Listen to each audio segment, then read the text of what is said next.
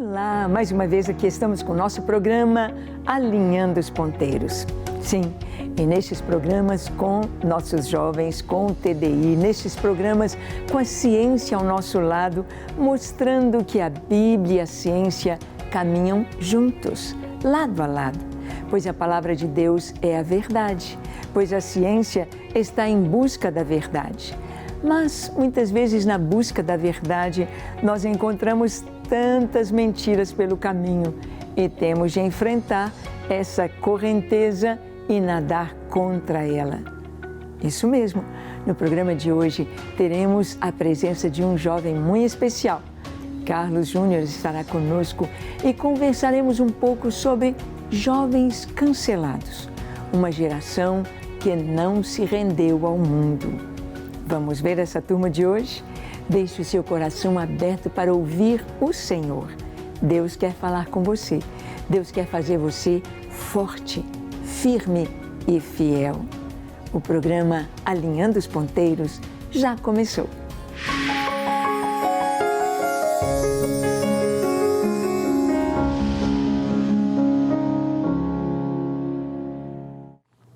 Muito bem, nós sabemos que vivemos em um tempo muito especial.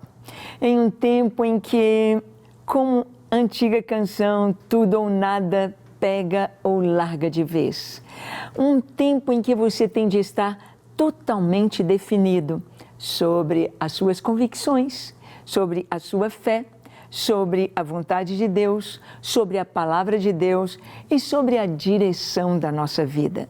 De acordo com aquilo que nós temos dentro de nós, como uma bússola, nós vamos caminhar em um dos dois caminhos. Ou estaremos no caminho reto, no caminho de Deus, no caminho perfeito, no caminho que nos conduz à vida, este caminho reto, esse caminho que foi aberto pelo próprio Senhor em Cristo. E Ele mesmo disse: eu sou o caminho. Eu sou a verdade, eu sou a vida. Parece que nessas três palavras, Jesus está dizendo algo tão importante. Ninguém vem ao Pai a não ser por mim. O único modo de encontrar Deus, o único modo de estar dentro da verdade, o único modo de encontrar a vida e a razão de viver é em Jesus. Mas nós hoje estamos vendo aí a nossa juventude indo para as universidades e tendo confronto lá dentro da universidade com a fé. Isso mesmo, as universidades foram levantadas, fundadas, implantadas por homens de Deus, por pastores, por cristãos, porque nunca os cristãos tiveram medo do conhecimento ou da ciência. Absolutamente. Pelo contrário, Deus mandou Moisés escrever tudo o que ele estava revelando em um livro. Escreve, Moisés, escreve. E os 5 primeiros livros da Bíblia, chamados o Pentateuco, eles foram escritos por Moisés. Gênesis, Êxodo, Levíticos, Números e Deuteronômio. Se Deus mandou escrever, é porque Ele queria que o povo lesse. E se Deus queria que o povo lesse, Ele queria que o povo tivesse conhecimento. Que o povo pudesse entrar para a escola, desenvolver nos seus estudos, mergulhar na ciência, sim, e comprovar que a palavra de Deus é a verdade, como Ele mesmo é a verdade. E o caminho da verdade conduz à vida. Quem anda com o Senhor vai desfrutar da vida de uma maneira sábia, de uma maneira pura, de uma maneira íntegra. É possível viver assim? Claro que é. Não só é possível, como esta é a vontade de Deus. A vontade de Deus para você.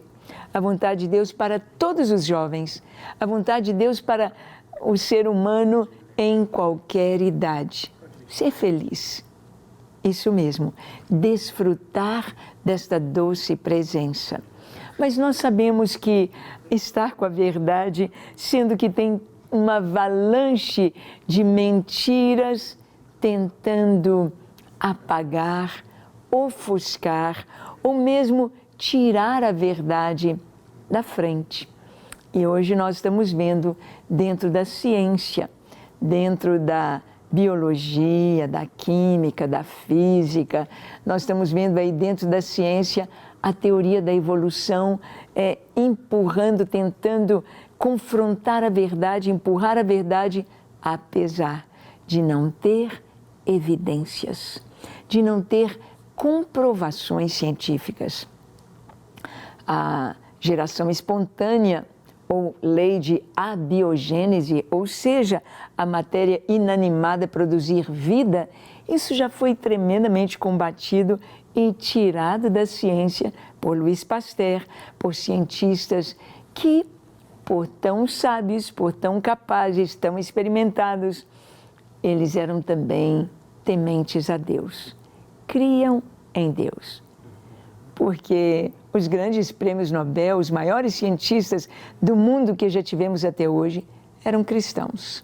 Eram homens e mulheres tementes a Deus, que sabiam que é impossível que de matéria inanimada viesse à luz vida. Vida gera vida. Bactéria vai gerar bactéria. Vírus vai gerar vírus. E assim as plantas, assim todos os animais e assim o ser humano vai gerar homem ou mulher. Então, essa é lei científica com comprovação. Esta é lei com evidência. E a evidência de que uma mente inteligente criou todas as coisas.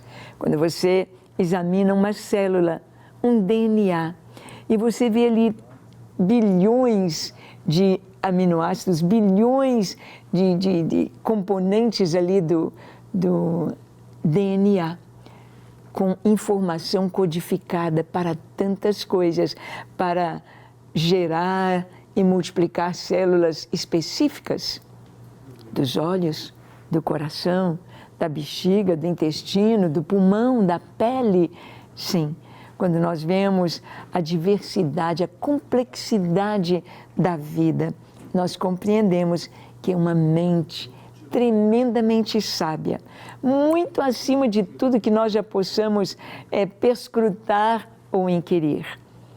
Criou todas as coisas, trouxe à existência tudo que existe. Imaginar que tudo que está aí tão belo, tão perfeito, veio de processos graduais, lentos, aleatórios, sem razão de ser, sem propósito, e em bilhões e bilhões de anos, precisa ser muito crédulo, precisa ter muita fé para acreditar na teoria da evolução. Mas hoje é o que manda nas escolas, hoje é o que você tem de saber para passar nas provas, para ser aprovado. E hoje a ciência, não digo a ciência, mas os cientistas hoje, os professores hoje, grande maioria não aceitam contraponto, o contraponto da sabedoria, o contraponto de que todas as coisas existentes tiveram um Criador. Bem, e nós queremos chamar o Carlos Júnior. O Carlos, ele é formado em Direito, é também um pesquisador, é também alguém que tem se aprofundado tanto da filosofia quanto nas maravilhas da ciência. Um jovem para conversar com os jovens hoje. Jovens que são cancelados porque estão buscando a verdade. Então, vamos ouvir um pouquinho o Carlos falar a respeito deste tema. Estamos nadando contra a maré nos nossos dias. Carlos, é com você. Vamos lá. Fala galera, tudo bem? Eu sou o Carlos Júnior, eu sou cientista social, eu sou formado em Direito com especialização em Filosofia do Direito. E hoje eu vou falar sobre um assunto muito importante, que é jovens cancelados, uma geração que não se rendeu ao mundo. Bom, se você não saiu do nosso planeta, possivelmente você sabe que essa geração fala muito sobre cancelamento. Você pode ver nas suas redes sociais, Instagram, Facebook, TikTok, o que mais tem é gente sendo cancelada. Mas você sabia que o cancelamento não é algo tão atual? Pois é, a Bíblia, por exemplo, demonstra vários cancelamentos na história, né? Você percebe Noé, por exemplo. Noé, Deus dá uma missão fantástica para ele e olha lá, o pessoal começou a criticar ele, falar que ele estava ficando maluco. Ah, mas não vai chover aqui, não vai acontecer nada. Você, na verdade, está ficando doido. Então, todo mundo cancelou Noé. E adivinha? Ele estava certo. E nós jovens, hoje, quando nós nos posicionamos a respeito da nossa fé, na faculdade, na universidade, na escola, muitas vezes somos cancelados.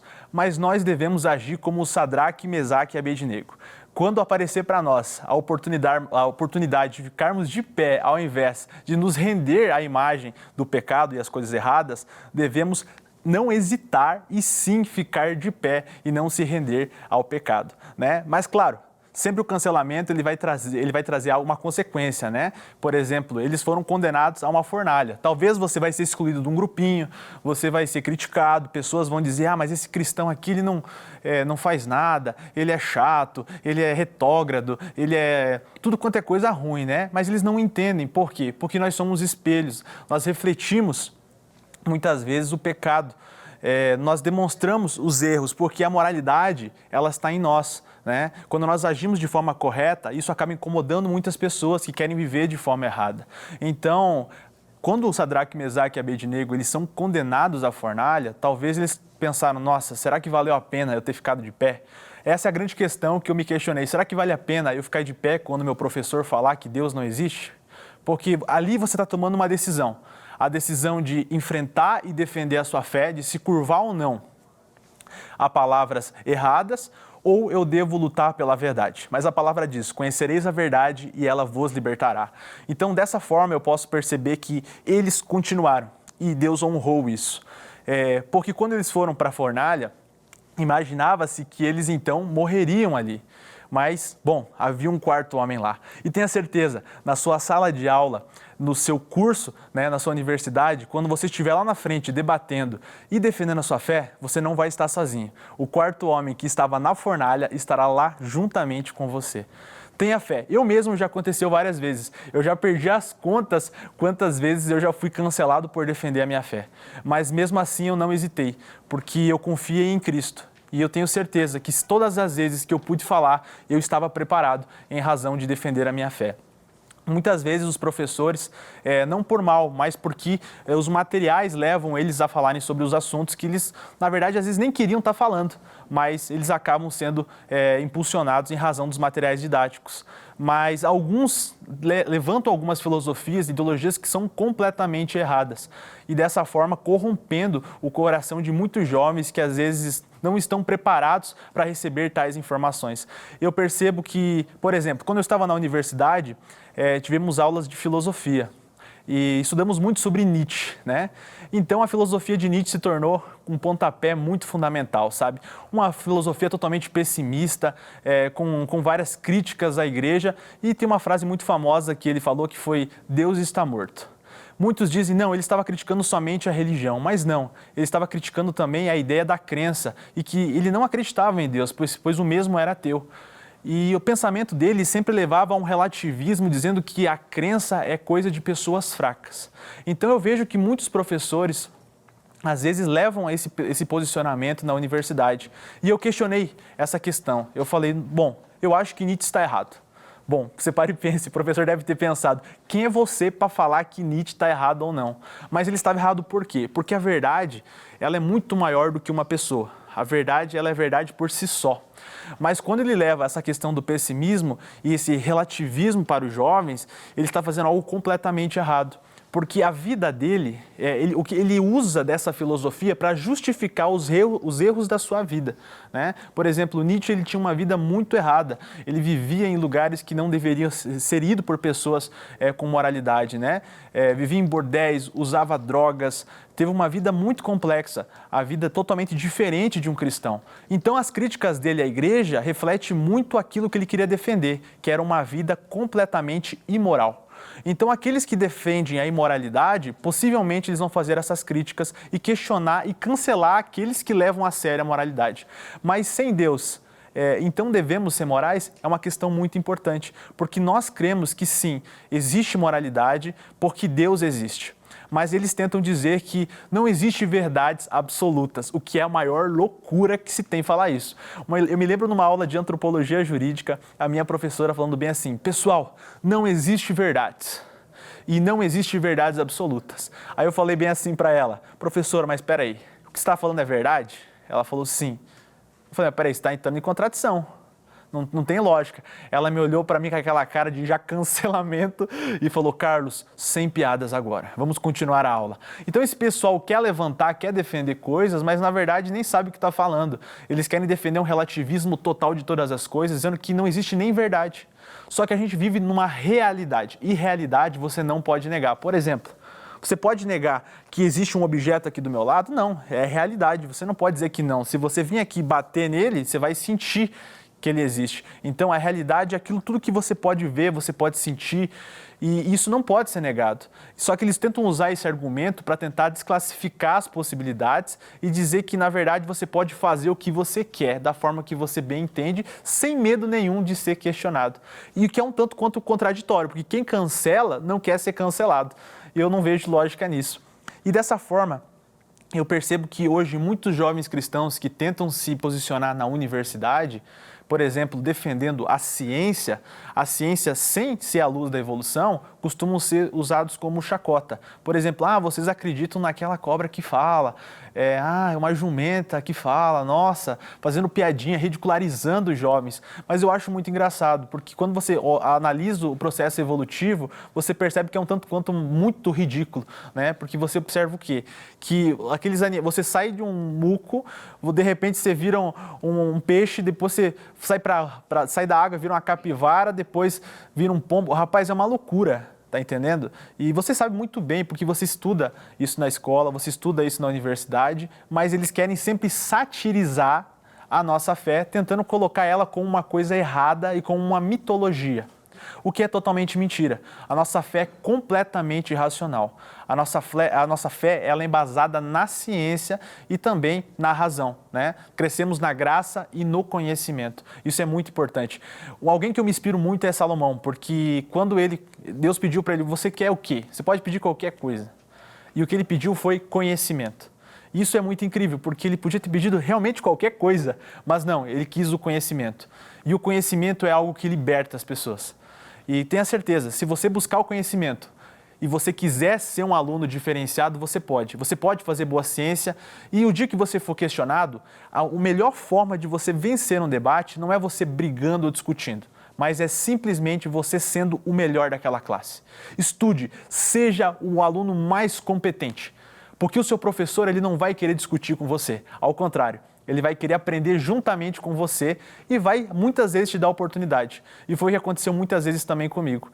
Tinha uma amizade tão grande com o professor, estudando juntamente com ele, que muitas vezes pude defender minha fé através disso. Seja um jovem corajoso, não se renda às armadilhas do diabo. Não deixe essas mentiras, essas ideologias falsas, mentirosas, que enganam e tentam fazer você achar que você tem simplesmente uma vida louca, né? Como se utiliza esse termo. Mas, na verdade, você pode fazer qualquer coisa, mas nem tudo é lícito para você. Tudo tem uma consequência. O pecado acarreta em consequência. Ter uma vida santa, uma vida com responsabilidade e seriedade na palavra de Deus. Eu tenho certeza que se você seguir a palavra de Deus, você vai ter ótimos resultados.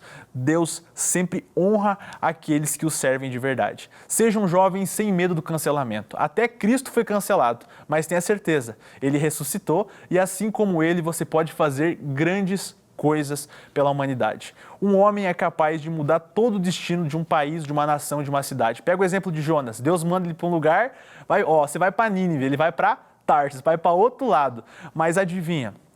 Você não pode fugir do onipresente, porque Ele está em todos os lugares. E dessa forma eu posso perceber que Deus tinha um propósito na vida dele e ele, depois do que aconteceu, bom, você conhece muito bem a história, ele voltou para o lugar aonde Deus mandou e cumpriu o seu propósito.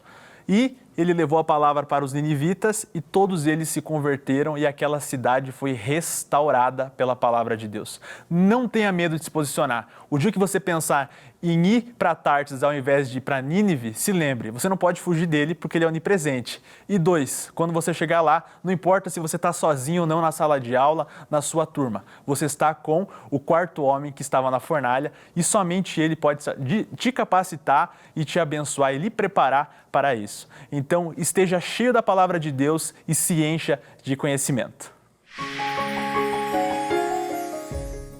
Ah, como é gostoso ouvi-lo falar, não é verdade? Carlos, eu ficaria aqui uma noite, um dia inteiro te ouvindo.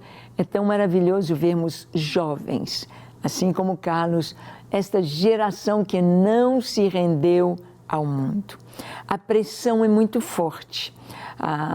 O deboche, o escárnio de quem tem fé, de quem crê em Deus, de quem tem uma vida limpa, de quem sabe a sua identidade, sabe quem é, de onde veio, para onde vai. A pressão do mundo é tão forte. Mas nós sabemos que essa pressão não é de agora, não é verdade? Essa pressão sempre existiu. O apóstolo Paulo nos fala a respeito disso, ele fala com o jovem Timóteo, fala, ó Timóteo, ninguém despreze a tua mocidade, ninguém despreze a tua juventude, mas você, Timóteo, você deve ser o padrão, um exemplo, um modelo para os fiéis, na palavra, no procedimento, no amor, na fé, na pureza. Na palavra significa no conhecimento. Jovens, estudem. Se você já fez o curso acadêmico na sua área, faça o pós-acadêmico. Vai ser um mestre, um doutor, seja o melhor naquilo que você puder. Dê o seu melhor nesta geração. Precisamos de uma geração que não se dobre ao mundo. Seria muito fácil para nós se Deus nos salvasse e nos tirasse do mundo. Ai, que delícia! Não precisar enfrentar lutas, não precisar enfrentar tantas perseguições. Mas Jesus orou ao Pai dizendo, Pai, eu rogo não só por estes, mas por todos que hão de crer em mim. Não peço que o Senhor os tire do mundo, mas que o Senhor os guarde do maligno, os guarde do mal. Sabemos que nossos jovens, nossos adolescentes, nossas crianças estão sujeitas a tanta ideologia contrária à palavra de Deus, a tanto lixo, a tanta sujeira que os tem levado a perder o sentido da sua própria identidade. Nem sabem o que são. Hoje tem gente dizendo, eu sou um felino, eu sou um gato, eu sou uma árvore, eu sou um avião. É ilógico isto. Não sabem a sua identidade, sua sexualidade. Se é homem, se é mulher. Eu sou uma mulher presa num corpo de homem.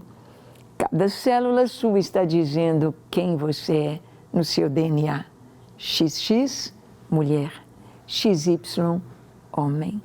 Deus nos deixou definidos para sermos felizes.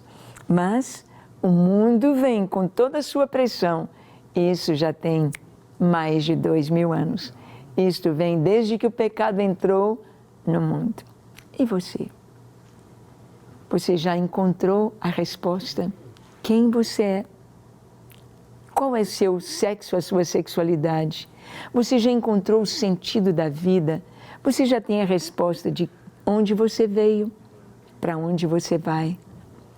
Fomos feitos à imagem e semelhança de Deus, com um propósito de viver para Ele, de desfrutar desta presença, desta comunhão, desta amizade, desta família celestial. Temos um Pai, você tem um Pai que te ama, Deus. Talvez você não o conheça. Vamos orar. Vamos entregar a Ele agora a vida e o coração e experimentar ter esta última resposta. Para onde vamos? Para os céus, para Ele. Ore comigo dizendo assim: Senhor, eis-me aqui em Tua presença. Eu te peço perdão dos meus pecados. Tu me conheces, Tu me sondas, Tu sabes todas as coisas a meu respeito. Eu quero ser nas Tuas mãos uma bênção, luz neste mundo, sal da terra. Ajuda-me a remar contra a maré. Ajuda-me a nadar contra a correnteza. Ajuda-me a suportar e viver na verdade para o Teu louvor. A ter uma vida que vale a pena ser vivida, levando as pessoas a Te conhecerem. Eu me entrego a Ti, com tudo que sou, com tudo que tenho. Toma minha vida e usa-me nesta geração. Em nome de Jesus. Amém, amém e amém. Graças a Deus. É isso aí. Fique firme nas convicções cristãs. Fique firme na fé em Jesus e vença os obstáculos. Seja uma geração da qual o mundo não seja digno. Seja cheio do Espírito Santo. E até o nosso próximo encontro, quando em todos os sábados aqui estaremos com este tema tão importante, com a ciência e a fé, trazendo você mais pertinho de Deus, alinhando os ponteiros da sua jornada. Deus te abençoe.